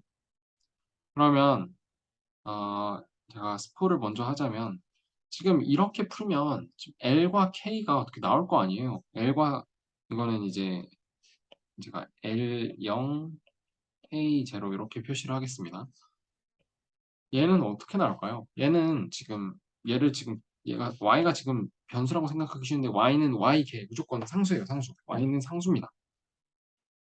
그러면 어, 얘도 아까 우리가 WR, Y에 대한 함수로 P에 대한 함수로 나온다고 했잖아요. 그런데 얘는 Y가 고정돼 있으니까 생산량을 만들기 위해서 필요한 생산 요소의 수요 함수는 당연히 WR이 들어갈 거고 여기 남아있는 Y도 들어가겠죠. 이런 식으로 지금 생산 요소 수요 함수가 나옵니다. 근데 이게 무조건 이렇게 되는 게 아니라 Y라는 임의의 생산량을 이제 제약식으로 두었을 때 생산요소 수요 함수잖아요. 그래서 여기에 뭐가 붙냐? 조건부라는 말이 붙는 거예요. 조건부가 뭔 뜻이냐? Y라는 생산량을 생산해내기 위해서 내가 이 기업이 수요하는 생산 요소 그걸 말하는 거예요. 그러니까 생산 요소 수요 함수는 이제 만약에 이 상수가 y 플러스 1기가 되면 또 다른 값이 나오는 거예요. 그래서 이걸 직접 풀어보겠습니다. 이제 우리가 스텝 1에서 할 건 뭐냐면 요걸 구하는 거예요. 목표. 우리의 골은 얘네 두 개 구하는 거예요. 조건부 생산 요소 수요 함수. 그럼 직접 보시면 좀 더 이해가 쉬울 것 같습니다. 자, 와주십시오. 제약식 하에서의 극대화.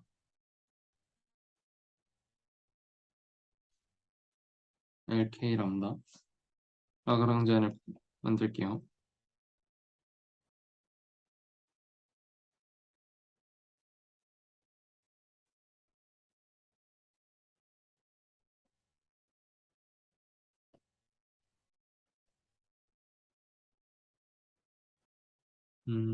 이거를 반대로 쓸까요? 좀 더 계산의 편의를 위해서.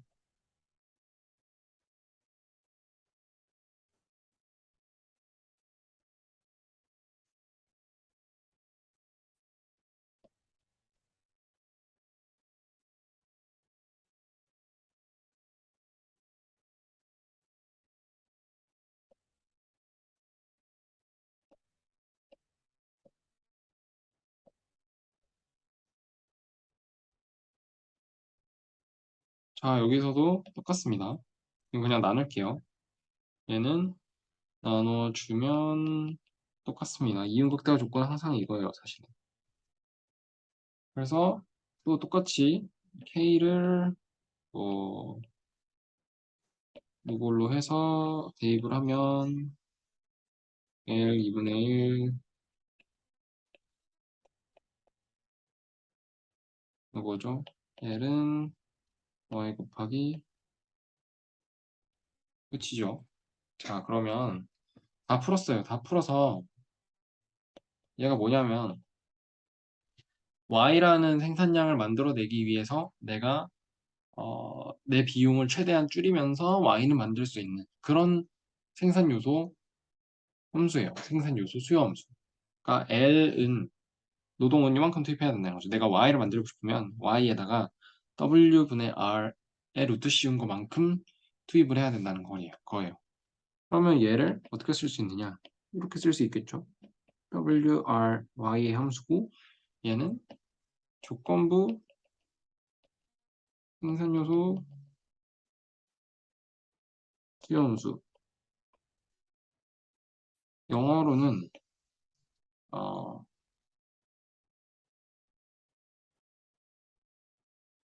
컨디셔널 인풋 디맨드 펑션 이렇게 아마 말할 거예요. 컨디셔널 인풋 디맨드 펑션. 자, 그럼 이거 여기다 집어넣으면 똑같이 k는 어떻게 나오겠느냐? 얘는 뭐 똑같죠. 이거 그냥 바꾸면 돼요. 얘가 또 자본에 대한 조건부 생산요소 수요함수가 됩니다. 자, 됐어요. 이제 코스트 민을 한 거예요. y라는 건 임의의 생산량이니까 y에다가 무슨 값이든 대입을 해주면 다 됩니다.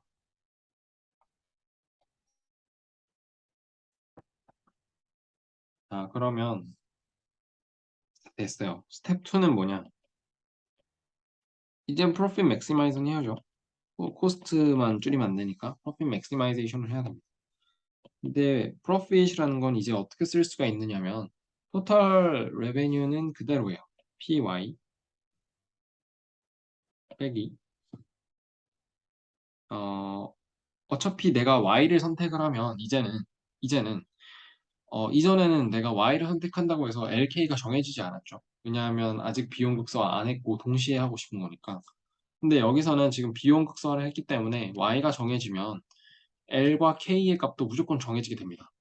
뭐에 따라서? 얘네에 따라서 Y가 정해지면 K값, L값과 K값도 무조건 나온단 말이에요. 그러면 이 코스트 펑션을 어떻게 정의할 수가 있느냐? W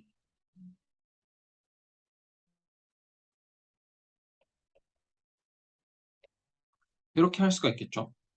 정확히는 이 사례에서는 W 이 사례에서는 루트 WRY 더하기 루트 WRY 즉 PY 마이너스 2 루트 WRY가 된다는 거죠. 그러니까 얘 그냥 Y에 대한 1차 함수잖아요. 얘 극대화하려면 이렇게 해서 P 마이너스 2 즉 뭐 이런 조건이 나오죠.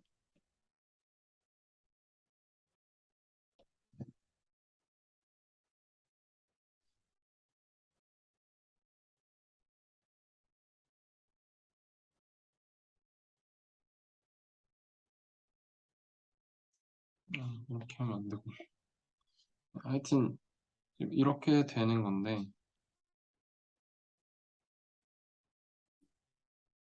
음,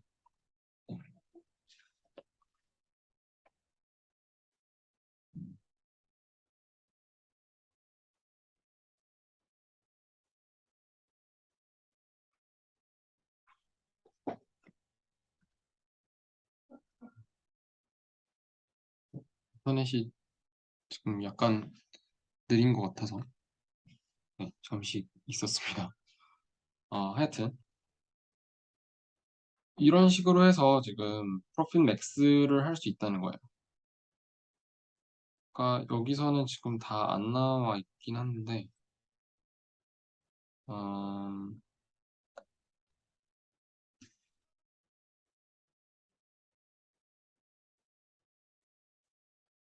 음, 우리가 알고 싶은 건 음, 지금 사실 여기서는 조금 애매하게 약간 일참수꼴로 나와서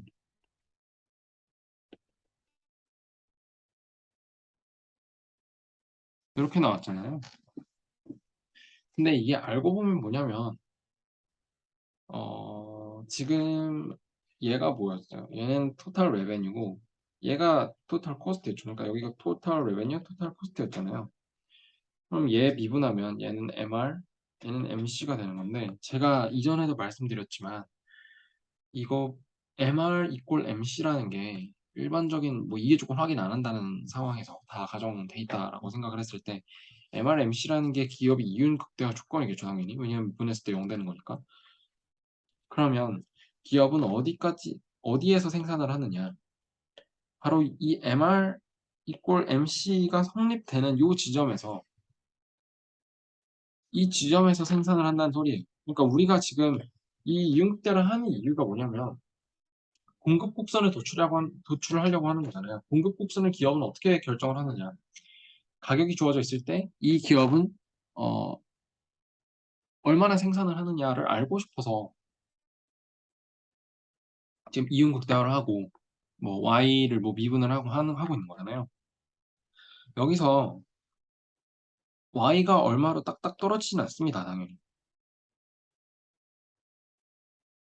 이건 왜 그러냐면 우리가 여기서 알 수 있는 건 이윤 극대화의 조건인 거지.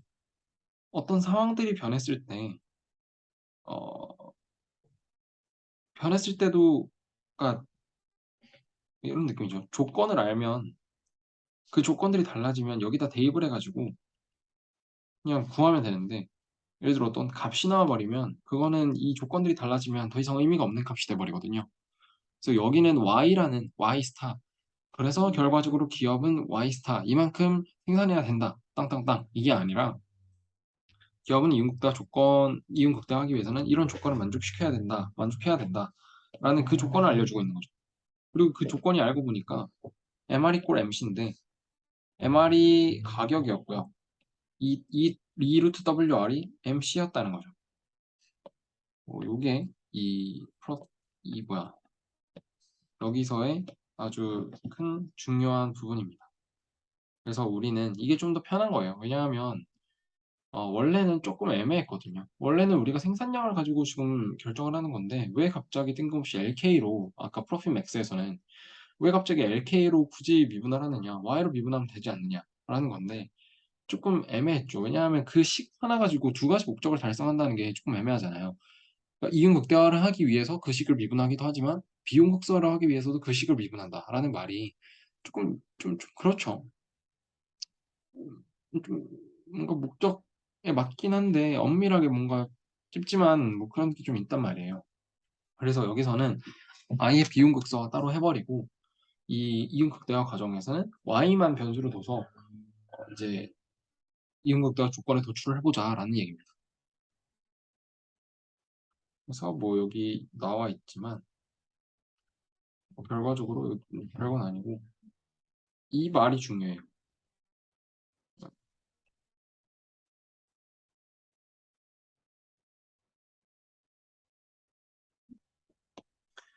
커스트 펑션이 간접적으로 프로덕션 펑션을 어스움 한다라고 되어 있는데 왜 이런 결과가 나오느냐?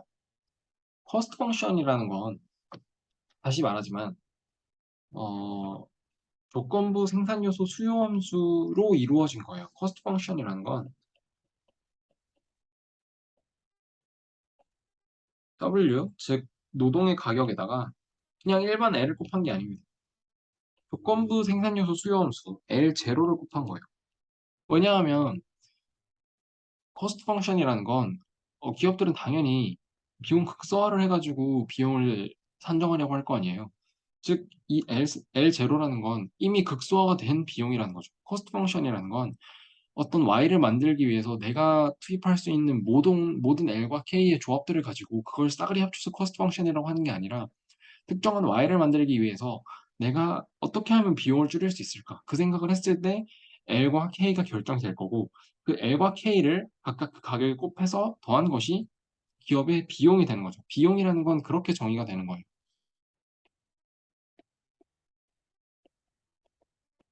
그래서 이렇게 되는 거죠. 근데 왜 여기서 프로덕션 펑션을 간접적으로 임플라이 할 수가 있느냐? 여기에 다 들어가 있잖아요. 생산함수가. 어, 다시 올라가서 보면 생산함수가 제약식으로 들어가 있고 어떤 y라는 값을 생산을 하기 위해서 l과 k를 넣어서 y라는 값을 생산하기 위해서 얼만큼의 l과 k를 투입해야 되고 그 얼만큼을 정하는 기준은 비용이 최소화 되도록 하는 l과 k가 얼만큼이냐 그거잖아요. 그러니까 당연히 생산함수가 요 조건부 생산 요소 수요 함수에 당연히 들어가 있죠. 그래서 결과적으로 요 FOC 미분을 하면은 결과적으로는 이제 P랑 MC가 같다라는 조건이 나오는데 이거는 사실 좀 더 엄밀하게 따지자면 여기 제가 말씀드렸지만 MR equal MC라는 조건의 특수한 케이스고요. 이 경우에는 P가 MR이었다는 거죠. 이 경우는 조금 특수한 케이스입니다. 그래서 이렇게 알아두시면 좋을 것 같고 그다음에 여기 두 가지 정도 제가 더 얘기를 해드리려고 하는데 사실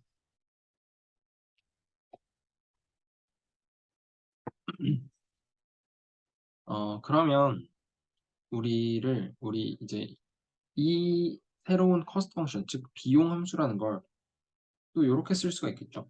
결과적으로 이 커스트 펑션은 뭐냐면 다시 정리를 할게요. 커스트 펑션은 C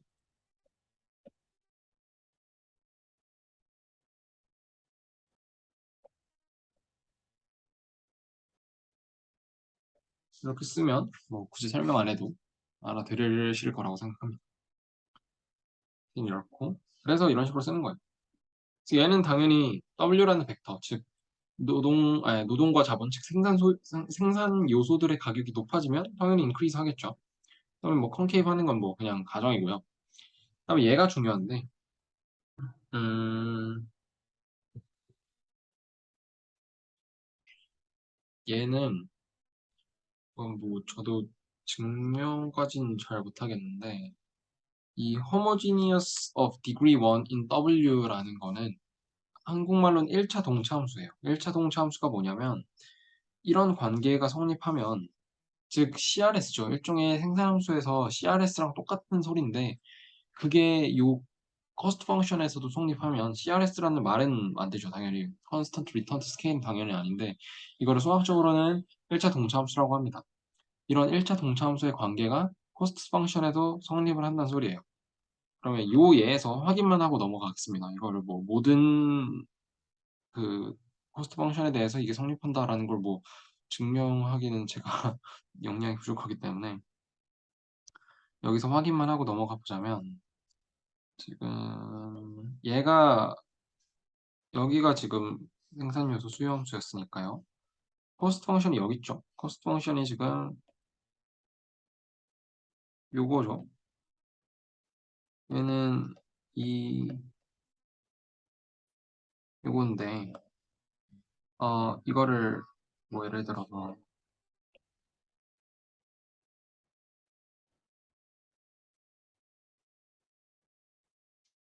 그리고 요 말도 중요해요. in W 즉 Y에 대해서는 성립 안 한다는 소리예요. 그러니까 여기서 예를 들어 요것만 된다는 소리입니다. 그래서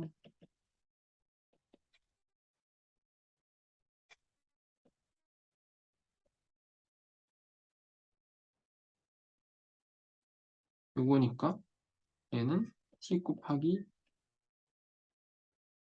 이렇게 돼서 1차 동사함수가 성립을 하죠. 왜냐하면 얘가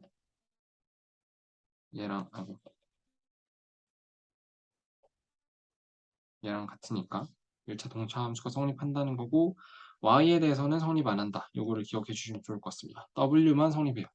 w라는 건 이 w랑 r 즉 생산 요소들의 가격에 대해서만 성립하는 얘기입니다. 얘는 뭐 금방 생각해 보시면 나올 텐데 y에다 t 넣으면 t 제곱 되죠. 여기는 G곱 제곱이 되겠죠. 안 되는 거고요. 그다음에 마지막으로 셰퍼드의 레마, 셰퍼드 보조 정리라고 하는 정리가 있는데 쟤는 뭐냐면 음, cost 펑션을 cost 펑션이 나오면 그러니까 이거는 어떤 느낌이냐면 우리가 지금까지는 cost 펑션을 금방 도출을 했죠. 근데 사실은 어, 실제 기업의 경우에 이 기업의 생산 함수를 우리가 알고 있다는 건 사실 말이 안 되는 거잖아요. 그렇기 때문에 우리는 거꾸로 가는 거예요. 거꾸로 가는 그런 느낌인데 코스트 펑션은 좀 알고 있을 수도 있죠. 왜냐하면 당장 노동과 자본이라고 생각을 하면 임금 대충 알죠? 최저임금 알고 뭐 이 기업의 평균 임금도 대충 자료가 나와 있을 거고 노동자 수 있을 거고요. 렌트비 뭐 대충 다 알 거고 그다음에 자본 뭐 공장 몇 개, 기계 몇 대 이런 거 다 나와 있을 거고 그렇기 때문에 코스트 펑션은 다 알고 있어요. 즉 우리는 얘는 알고 있다는 소리예요.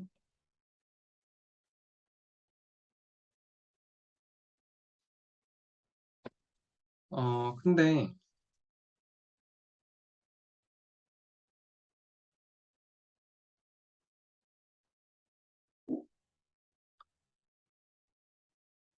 이것만 가지고는 그러니까 지금 이거를 모르고 있을 때 이거 L0와 K0를 모른다고 치면 그러니까 이것만 안다라고 가정을 하면 이거를 어떻게 하면 우리가 이 기업의 입장에서 뭐가 조건부 요소 수요 함수일까? 즉 어떤 게 이 기업의 입장에서 어떤 게 최적의 L, 최적의 K가 될까라는 걸 알 수가 없잖아요. 밖에서 있는 사람 입장에서는 이 코스트 펑션의 그 형태만 알 수 있을 뿐이지 대충이라도 정확히 이 기업이 최적의 노동자 수가 몇 명이고 최적의 자본수 또는 기계 대수는 얼마인가는 알 수 없잖아요. 그걸 거꾸로 알기 위해서 만든 정리라고 보시면 될 것 같고, 잘 뭔 소린지 이해가 안 되시면 그냥 이런 게 있구나 하고 넘어가시든가 그냥 외우면 됩니다. 그래서 이거는 뭐 이런 거꾸로 찾아보는 과정이에요. 원래는 사실 음, 코스트 펑션이라는 게 아까 써놨지만 이런 식으로 만들어지는 함수잖아요. 근데 지금 우리가 이걸 몰라요. 이걸 모르고 딱 얘를 통째로만 알고 있는데 여기서 L0랑 K0를 알고 싶을 때 이 정리를 사용할 수 있다라고 생각하시면 됩니다. 어떻게 사용하느냐? 이 이 비용 함수를 뭘로 미분하냐? 그 생산 요소의 가격으로 미분을 하시면 이게 튀어나온다는 거예요. 사실 뭐 당연해 보이죠? 왜냐하면 제가 지금까지 계속 쓴 건 뭐였냐면 아까 봤겠지만 1차식의 형태였거든요. 사실 당연한 소리예요. 이거 W를 미분하면 얘가 나오겠죠, 당연히. 근데 이 정리라는 거는 이런 형태의 커스트 펑션뿐만 아니라 여러 가지 형태에 있어서도 이 관계가 성립한다라는 걸 보여주는 그런 함수입니다. 그래서 이거 뭐 증명하는 거는 저도 지금 다 까먹었고 그냥 이런 게 있다. 그리고 이걸 활용하는 방법만 알면 될 것 같습니다. 그래서 예를 들어 코스트 펑션이 아까 컵더글라스 2분의 1, 2분의 1에서 이런 식으로 나왔었죠.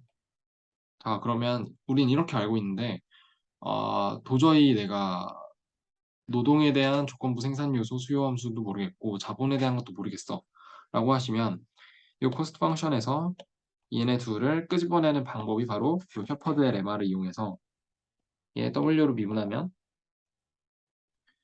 어, 요게 L0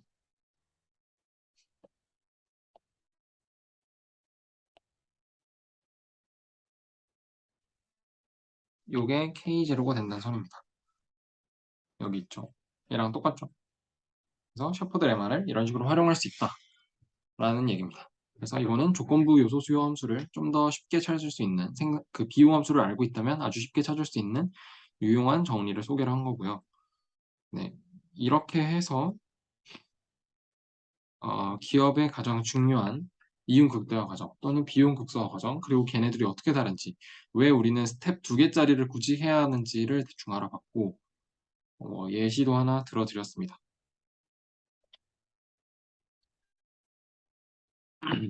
그리고 얘는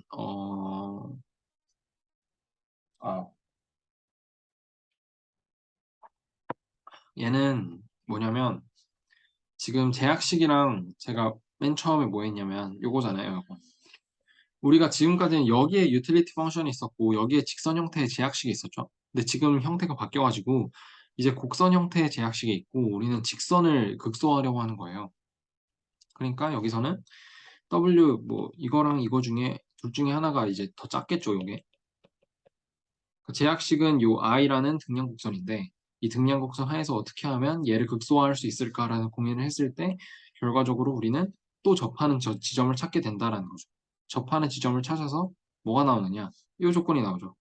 요 조건이 뭐냐면 어, 얘도 결국 기울기잖아요. W분의 R분의 W라는 건 기울기고 L분의 K라는 게 지금 얘의 그 MP1 over MP2니까 똑같은 거죠. 네, 이렇게